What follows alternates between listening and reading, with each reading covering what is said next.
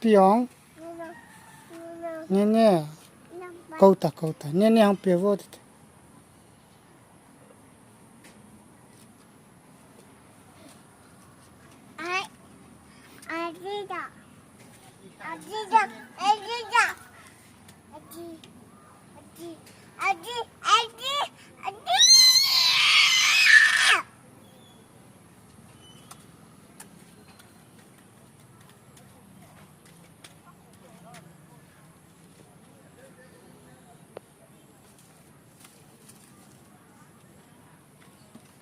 Chỉ tao thế. Đi bỏ đi. Chơi ở thế.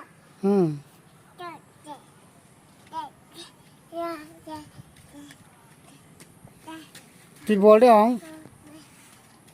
Chỉ tao thế lẽ. Cái chị tê bye bye. Bye bye. Bye bye. Không chỉ tao tê là anh chỉ tao tê cái liền mama cái chỉ tê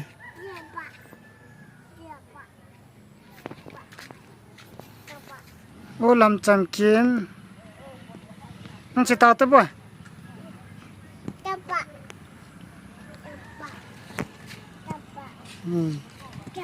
ừ